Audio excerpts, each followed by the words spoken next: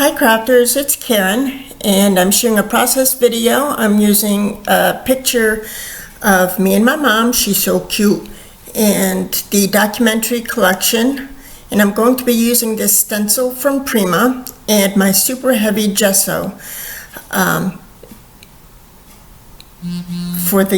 for my background. So I love this picture of my mother and I, and I'll be honest with you, I'm probably going to scrapbook it at least one other time because it's such a good picture and it's a good photo of her, and there are a couple of things that I wanted to do with it, you know.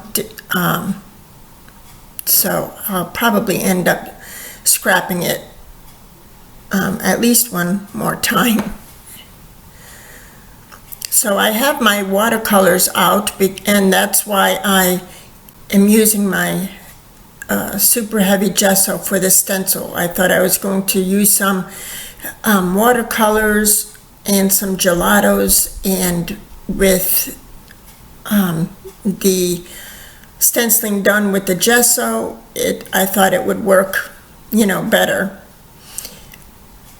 But in the end, I really like how it looks there, just the white roses. I love that look. So it turns out I didn't play with that look.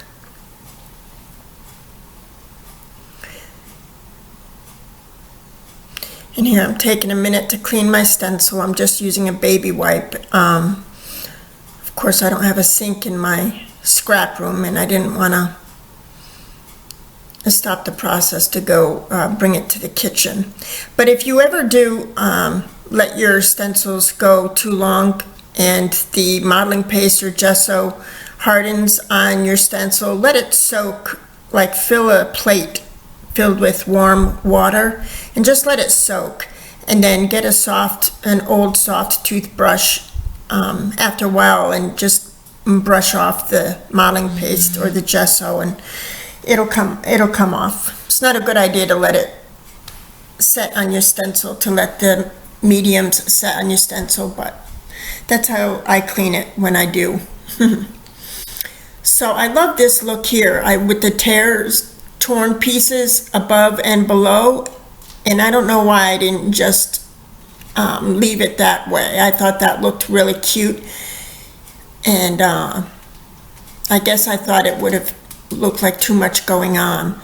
So I did take one of the torn sides and I adhered it to the right hand side of the layout.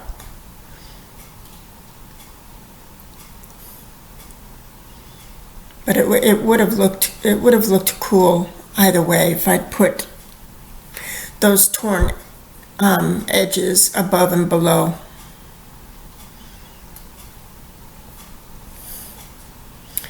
So I like the way that looks, and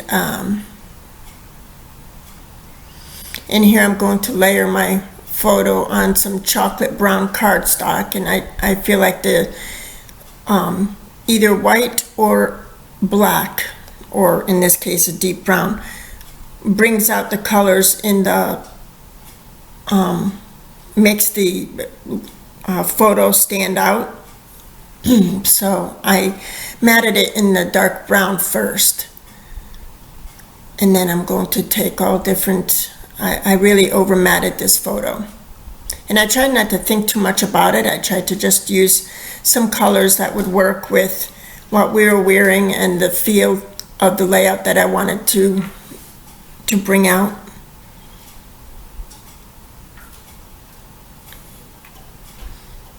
I'm wearing a gray sweater, so I thought that gray chevron mat would look good, and I did tear it thinking that would work well because of the torn edge there, but in the end I cut the edges more square.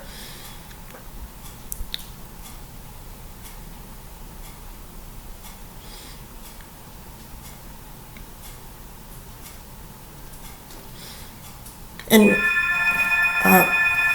one moment, so sorry.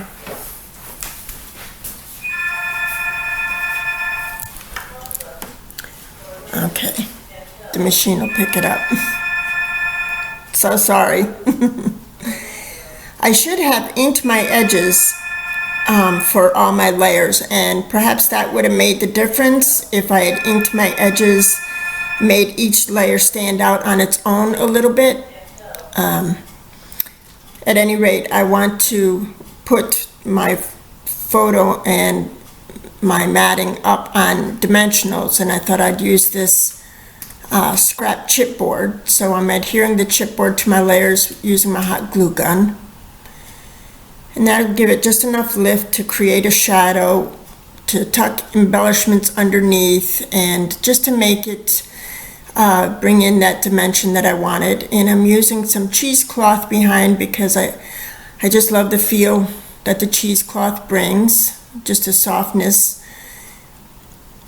And I love using different textures, as you know.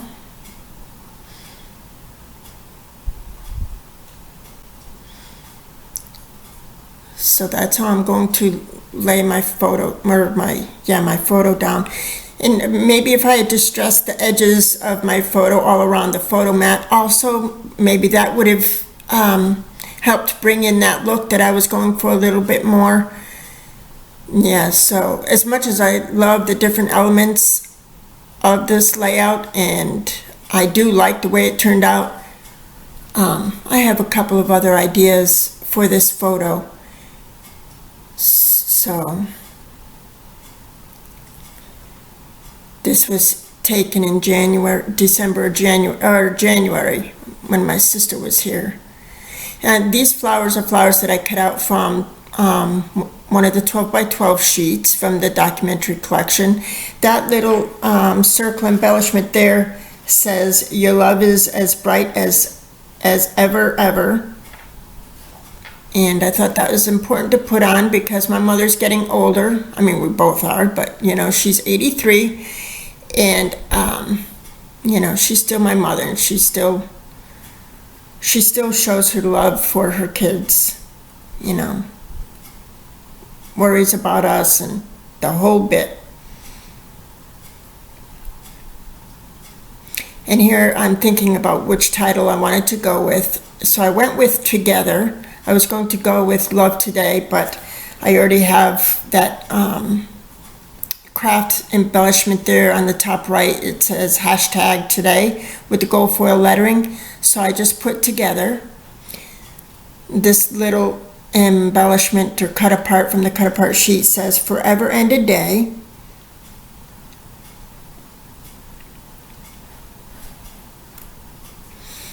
And I tried to really find some things that would work well with the photo and the feel that I wanted to bring in.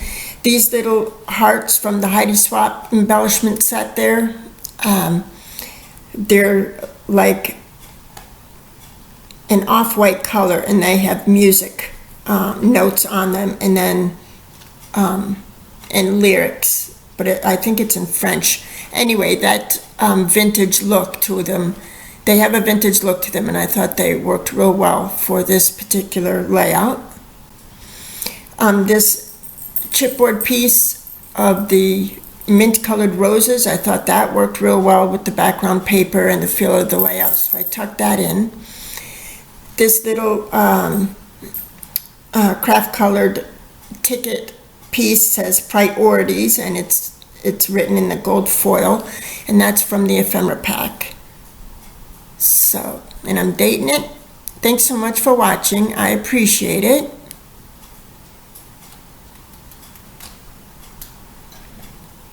Oh, sorry, I forgot about my splatters.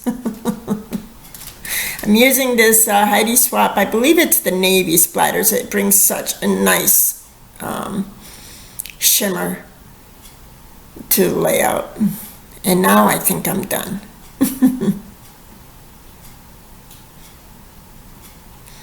Oh no, enamel dots. Enamel dots first, and then I'm done.